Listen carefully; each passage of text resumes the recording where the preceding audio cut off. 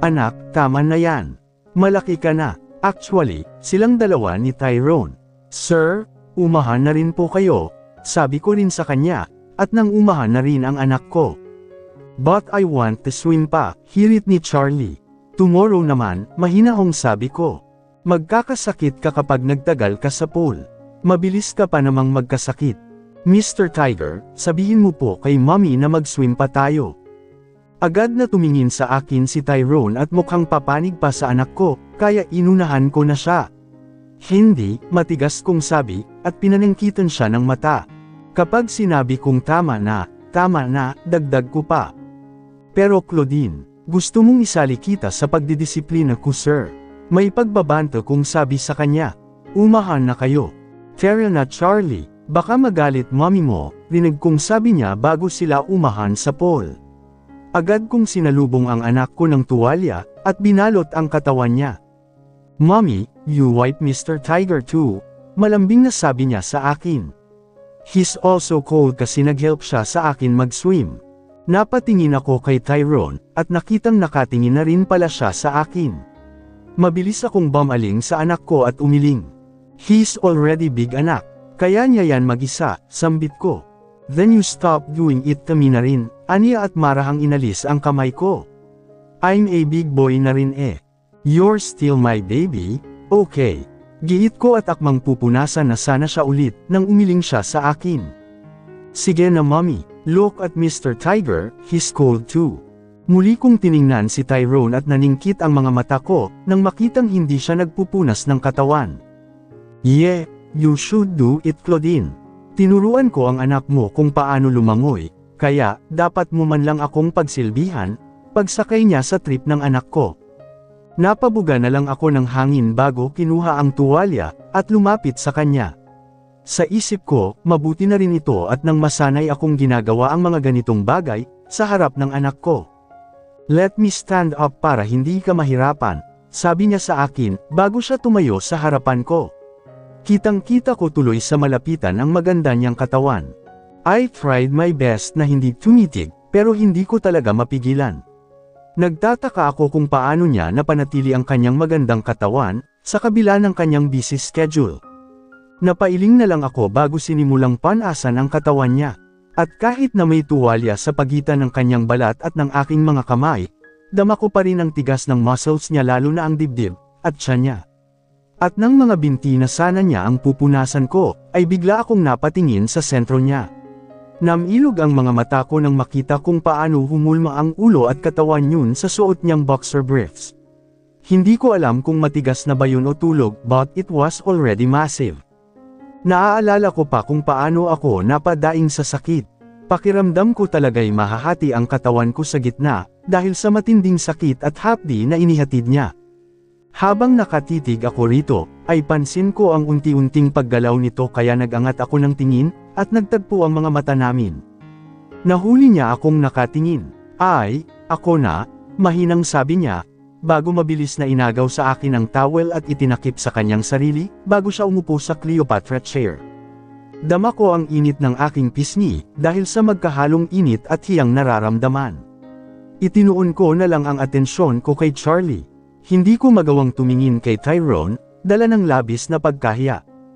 Kasalanan niya, wala talaga siyang kwenta. Matapos kong panasan ang anak ko, ay wala na akong nagawa kundi ang magtanong kay Tyrone, dahil hindi ko alam kung nasaan ang banyo. Sir, saan po ang banyo? Tanong ko sa kanya. I have a common bathroom just beside the kitchen. Meron din sa bedroom, sagot niya. Okay po. Salamat, tugon ko at dinala na si Charlie sa loob ng bahay. Sa common bathroom ko siya dinala, dahil nakakahiya naman kung sa kwarto pa ni Tyrone. Baka isipin niyang tinetake advantage namin ang hospitality niya. Alam ko namang nagpapanggap lang siyang mabait. For all I know, naiirito na yun dahil sa kakulaitan ni Charlie. Nang makarating kami sa common bathroom, ay nagulat pa ako nang makitang gawa iyon sa salamin. Kitang-kita kami. But as soon as we got inside, biglang naging frosted ang salamin. Pero may portion doon, kung saan nakikita namin ang labas ng banyo. Wow! Cool! Bulalas ng anak ko. It's like magic. Maging ako ay namangha sa nakita. I didn't expect his bathroom would be this high-tech. Malawak sa loob. May dalawang showers na magkaharap. Kompleto rin sa bathroom essentials. May shampoo, conditioner, and even body wash. Habang nasa kalagitnaan kami ng pagligo, ay napansin kong pumasok si Tyrone sa kusina. May nakabalot ng tuwalya sa ibabang bahagi ng katawan niya. Mr. Tiger, sambit ni Charlie, bago niya dali-daling binuksan ang banyo. Mr. Tiger, ligaw tayo. Malakas na tawag nito, dahilan para mapalingon sa gawin namin ang lalaki. Charlie, tarantang saway ko sa kanya, at dali-daling isinara ang pinto. Gosh, naka-underwear lang ako, and I think he saw me. Inis akong napabilang sa anak ko. Bakit mo ginawa yun? Because gusto ko ligaw kasama si Mr. Tiger, inosenteng tugon nito. Huminga ako ng malalim, dahil ayokong makita niyang naiinis ako. Anak, look, Mr. Tiger and Mommy can't be in the bathroom together, okay? Only you and Mommy, or you and Mr. Tiger, pero hindi pwedeng tayong tatlo. Why? Because adults don't take a bath together. But naligo tayo together sa pool. Well, iba naman yun. Pwede sa pool at sa beach, pero hindi sa bathroom. Why? Napabuga na lang ako ng hangin. Basta, sabi ko na lang, dahil hindi ko na alam kung papaano ko ipapaliwanag sa kanya. You will understand once you grow up. Tumungo na lang siya sa akin, pero bakas pa rin sa mukha niyang napapaisip siya. Pero mabuti na lang at hindi na siya nang ulit pa. Nang matapos kaming maligo, ay doon ko lang napansin na may mounted cabinet pala sa gilid ng entrance ng banyo, kung saan may laman itong towels at bathrobes. Grabe, ibang level talaga ang buhay ng mga mayayaman. Nang makalabas kami, ay dinala ko na si Charlie sa living room para bihisan. Hindi ko pa kasi naaayos ang mga gamit namin. Hindi ko pa kasi natatanong kay Tyrone kung saan kami matutulog mamaya. Nang matapos ko siyang bihisan, ay ako naman ang kumuha ng damit para magbihis. Akmang pupunta na sana ako sa banyo, nang makita ko si Tyrone na bumababa sa hagdan. Pansin ko kung paano siya tumitig sa akin. Nakasuot lang kasi ako ng towel. Bigla akong nailang sa paraan ng pagtitig niya, kaya nagmadali akong umalis. Nang matapos akong magbihis ay bumalik na ako sa living room, kung saan nadatnan ko si Charlie at Tyrone na nanonood ng TV. Nakahiga si Charlie sa binti ni Tyrone, habang ang lalaki naman ay prenteng nakasandal sa sofa. Kung titingnan, ang sweet nilang dalawa. Para lang silang nagbabonding sa sala. Pero alam kong hindi bukal sa loob ni Tyrone ang ginagawa niya. Ginagawa lang niya ito para magpanggap, para makuha ang tiwala ng anak ko para gumana ang plano namin. Ang sakit isipin, pero yan ang realidad. Iyan ay kung sino si Tyrone, lahat ng nakapaligid sa kanya, ay mga kasangkapan lamang sa kanyang mga kailangan. Sir, tawag ko sa kanya nang tuluyan akong makalapit. Saan po pala ang kwarto namin? Tanong ko nang mapatingin siya sa akin. There, turo niya sa second floor kung nasaan ang kwarto niya. Po, pero paano po kayo?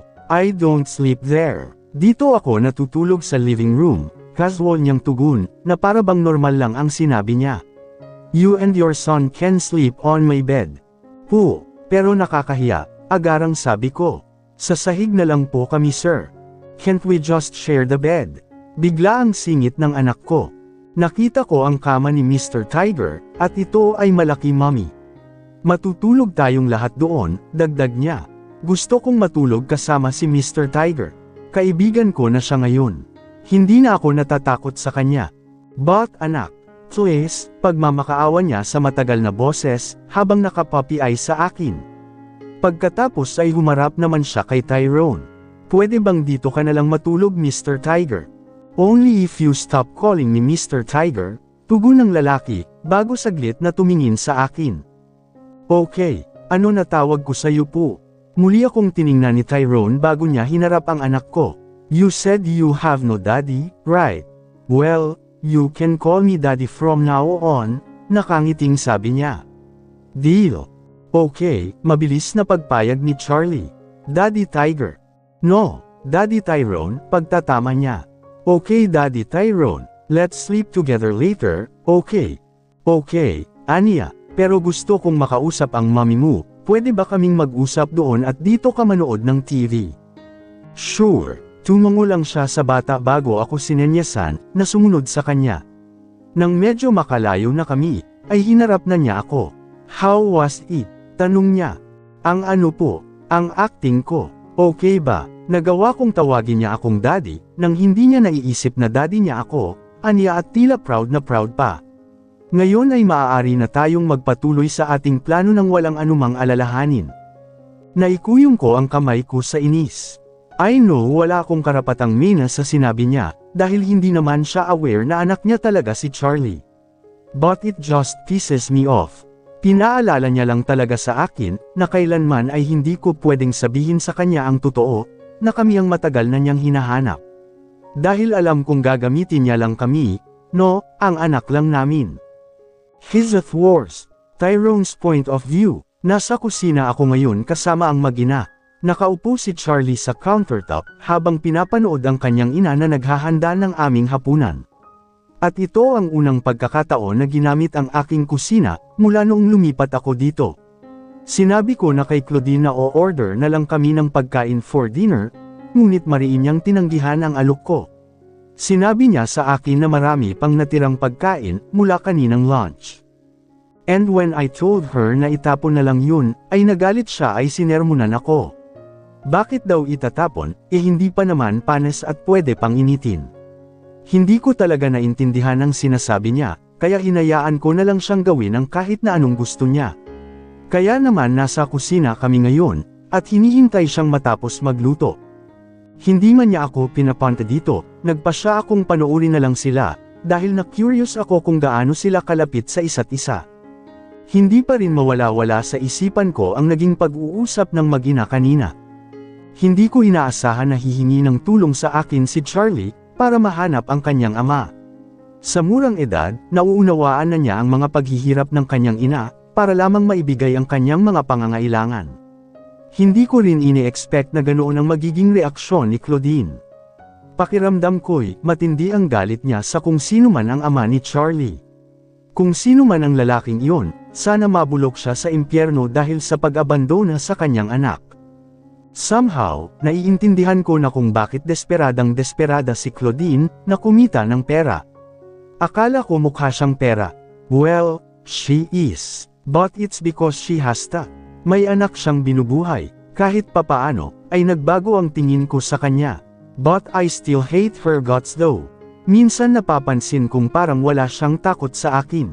Ang tapang-tapang niya na para bang hindi ako ang amo niya. Mommy, gutom na ako. Ang bango ng food kasi, sambit ni Charlie. Claudine looked at his son with a smile. Bolero, just wait anak. Malapit na to. Charlie turned to me. Daddy Tyrone, nakangiting tawag niya sa akin. Natigilan ako saglit matapos marinig ang tawag niya sa akin. May kung anong kumiliti sa akin na hindi ko maintindihan. Siguro dahil first time akong tawagin ng ganyan. I mean, alam kong may anak ako, pero hindi ko alam kung anong klaseng bata siya, at kung paano siya pinalaki ng mama niya. Pero wala akong pakialam kung paano siya pinalaki.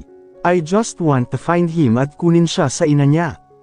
Bukod sa pagkuha ng yaman ng aking ama, gusto ko ring malaman kung ano ang pakiramdam na magpalaki ng isang bata. Alam kong hindi ako mahilig sa bata dahil maingay at nakakainis ang kakulaitan, ngunit nang makasama ko si Charlie ay unti-unting binabago ang paniwala na iyon. Daddy, napakurap ako nang muling marinig ang boses ng bata. Hindi mo ako rinig. Oh sorry, ano yun? Sabi ni Mommy prepare na daw natin table, Anya. Oh, okay, tugon ko at agad na kumuha ng mga plato. Hindi ko inaasahan na dito ko pala gagamitin ang mga plato ko. Simula nung lumipat ako dito, nagpapaluto lang ako sa chefs ng hotel. Bumaba na si Charlie sa countertop, at sabay na kaming pumunta sa dining table para iset up ang mga plato. Wala ka palang groceries sir? Tanong sa akin ni Claudine, nang ihain niya ang mga pagkain na ininit niya. Magluluto sana ako ng kanin, kaso wala ka palang bigas. Wala ring ibang laman ng ref mo, kundi mga beer at pitchel ng tubig. Iyon ay dahil hindi ako ang naghahanda ng aking pagkain, tugon ko sa kanya. Hinayaan ko ang mga chef na magluto nito. Ngayong dito na po kami titira, baka pwede pong ako na lang ang magluto ng pagkain. Aniya bago siya umupo katabi ng anak niya. Hindi po kasi namin afford na magpaluto dahil baka masyadong mahal. Hindi rin po siya praktikal. Oh, don't worry about it. Ako na ang bahala roon, sabi ko. Kung gusto mo ng rice meal, pwede tayong mag-order. Huwag na po, bibili na lang po ako ng groceries sir, giit niya. At parang hindi ko siya makukumbansi, kaya napabuga na lang ako ng hangin. Fine, let's go buy some groceries tomorrow, sabi ko na lang at nang matapos na. Yay! Nabigla ako sa reaksyon ni Charlie, kaya naman napatingin ako kay Claudine. Why is he so happy? Kasi bihira lang po kaming mag-grocery, sir. Mostly, sa sari-sari store lang kami bumibili ng mga lulutuin, aniya at ngumiti sa akin. Bumaling siya sa anak. Let's pray Charlie. Tumango lang ang bata bago mabilis na nag-sign of the cross, at ipinikit ang mga mata at nagsimula ng magdasal. Binibigkas niya ang isang kabisadong panalangin, ngunit hindi ko inaasahan na may idaragdag siya sa dulo. And thank you to Daddy Tyrone for being so kind to me and Mommy. Pagpalain mo po siya, Amen. Okay, let's eat. Nakangiting sabi ni Claudine, at nagsimula na silang kumain ng anak niya. Balak ko lang panoorin silang kumain, since hindi naman ako kumakain ng tira. Kahit na kinakain ko ang nasa mesa, pero hindi yung tira-tira. It's another thing. Bakit hindi ka kumakain daddy? Tanong ni Charlie sa akin. Bakas ang pagtataka sa kanyang inosenteng mga mata. Busog pa ako, pagsisinungaling ko sa kanya. Pero nabigla na lang ako nang tumayo siya sa upuan, sa kanilagyan ng pagkain ang plato ko. Kain ikaw daddy, kailangan mong kumain para maging malakas at malusog, aniya at matamis na ngumiti sa akin. Charlie is right sir. Kumain po kayo kahit konti, segunda naman ni Claudine, kaya wala na akong nagawa kundi ang kainin ang nasa plato ko. First time kong kumain ng tira, pero masarap naman. Habang kumakain kami ay sinabi ko na rin kay Claudine, na bukas namin makikilala ang nani na kinuha ko para kay Charlie, dahil walang maiiwan sa penthouse sa oras na bumalik kami sa trabaho. Pero hindi siya stay-in. Magtatrabaho lang siya tuwing weekday mula 7 am hanggang 6 pm, kaya kailangan mo talagang umuwi bago siya lumabas. Pero kung sakaling magkaroon tayo ng overtime sa trabaho, pwede nating hilingin sa kanya na i-extend din ang kanyang serbisyo, sabi ko kay Claudine. Tumango lang siya at nagpasalamat sa akin. At nang matapos kaming kumain ay pinapante niya muna kami ni Charlie sa living room, dahil maglilinis na siya.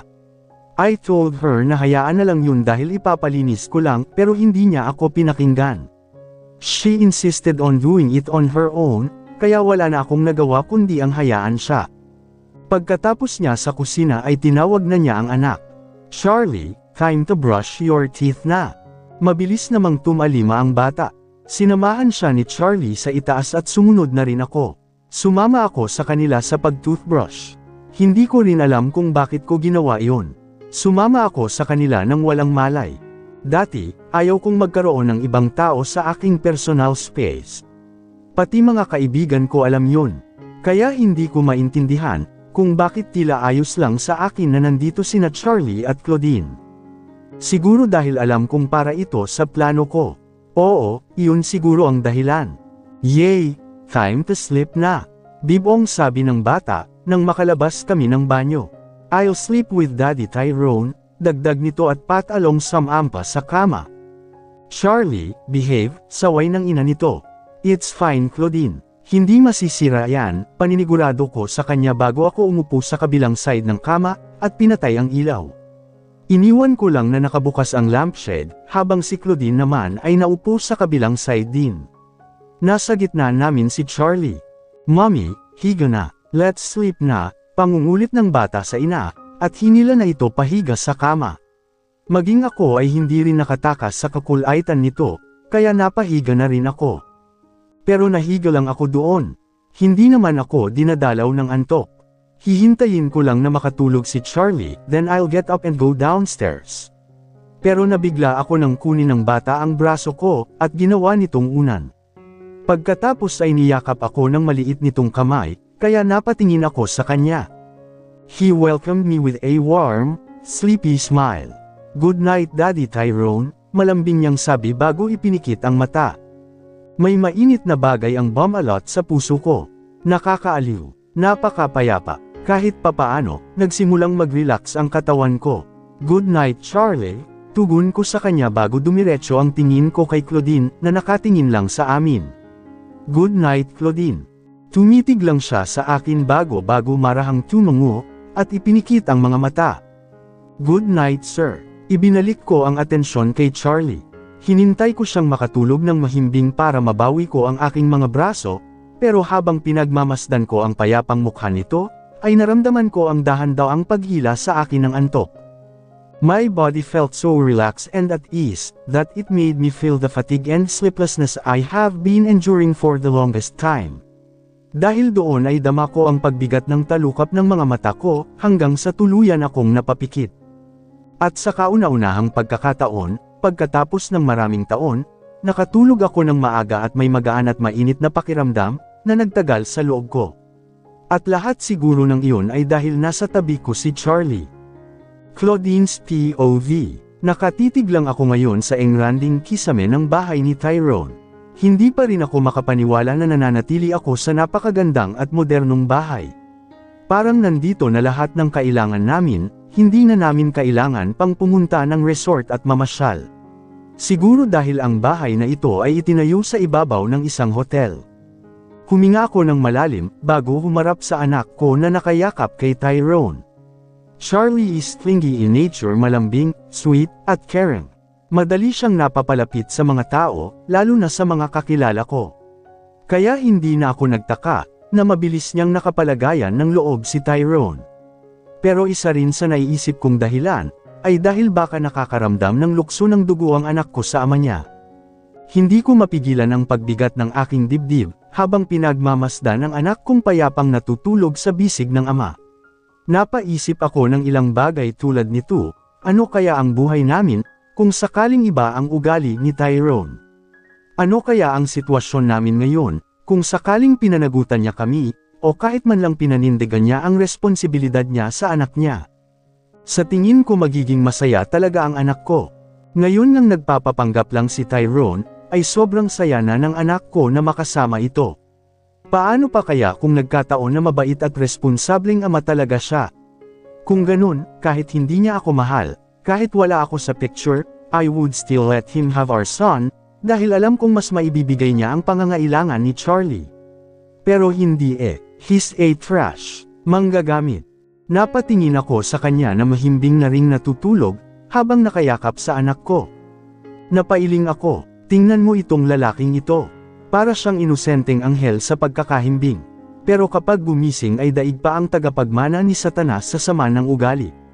No, I think mahihiya pa si Satanas sa sama ng ugali ng lalaking to. Pero hindi ko maitatanggi na nag-enjoy ako sa unang araw namin dito sa bahay niya. Nag-enjoy ako dahil nag-enjoy ang anak ko. Kung saan masaya si Charlie, ay doon din ako. Palagi. Huminga ako ng malalim bago inayos ang pagkakahiga. Kailangan ko ng matulog dahil bukas ay maaga pa akong gigising, dahil balik na naman ako sa trabaho. Unang beses ko ring matulog sa air-conditioned na kwarto, kaya ramdam na ramdam ko talaga ang comfort. Lalo na't napakalambot din ng higaan, na para bang nasa ulap ako. At dahil nga roon ay ilang sandali lang, ay dinalaw na ako ng antok. At hindi nagtagal, ay tuluyan akong nakatulog. Kinabukasan, ay nagising akong komportable ang pakiramdam. Damang-dama ko ang init ng unan, na mahigpit kong yakap. Ilang beses kasi akong nagising kagabi dahil sa lamig. Inangkin kasi ni Charlie at Tyrone ang kumot, kaya wala akong nagawa kundi yakapin na lang ang unan ko, para labanan ang lamig. Maya-maya pa ay nagtaka ako nang mapansing tila tumigas ang unan ko, at may kung anong kumikibot akong nararamdaman sa hita kong nakadantay rito. Pikit mata kong tinapa ang unan at nanlaki na lang ang mga mata ko, nang maramdaman kong hindi ito unan. Mabilis pa sa kidlat akong nagmulat ng mga mata, at namilog na lang ang mga mata ko sa gulat, nang sumalubong sa akin ang mukha ni Tyrone. Pero hindi yun ang mas ikinagulat ko, it's the fact na magkayakap kami. Para akong tuko na nakadikit sa kanya. Anak nang, huminga ako ng malalim at buong lakas siyang itinulak, dahilan para mahulog siya sa kama. Narinig ko siyang napadaing bago siya bumangon, at tumingin sa akin ng nakakunot niyang kilay. Matalim na tumitig sa akin ang asul niyang mga mata. Ano bang problema mo? Inis niyang sambit bago nakasimangot na umupo sa gilid ng kama. Ikaw, ano bang problema mo? Balik ko sa tanong ko. Bakit ka nakayakap sa akin ha? Sinasamantala mo ba ang sitwasyon? Tinaasan ko siya ng kilay, at pinag-cruise ang mga braso sa aking dibdib. Hindi makapaniwalang sambit niya. Ako pa talaga ang tinatanong mo niyan. Ikaw nga tong lumapit sa akin at yamakap kagabi. Niyakap mo ako ng mahigpit, kaya wala na akong nagawa kundi ang hayaan ka na lang na yamakap. Baka ikaw tong nag-take advantage ng sitwasyon. Tugon niya at pinaningkitan ako ng mata. Tingnan mo nga kung saan ka. Nasa gitna ka na ng kama. Ako, nanatili lang ako sa gilid. Ikaw ang umusog at inagawa mo pa ng pwesto si Charlie. Mommy, Daddy Tyrone, napalingon ako nang marinig ang boses ni Charlie. Nagising yata siya sa sagutan namin ng hinayupak niyang ama. Nag-aaway ba kayo? Mahinang tanong niya, habang kinukusot ang mata at humihikab. No anak, tugon ko at pilit nang umiti sa kanya. Masyado ba kaming maingay? Anong no? Pagkontra ni Tyrone. Inaaway ako ng mommy mo Charlie. Galit siya dahil nagising siyang katabi ko pagsusumbong niya sa bata.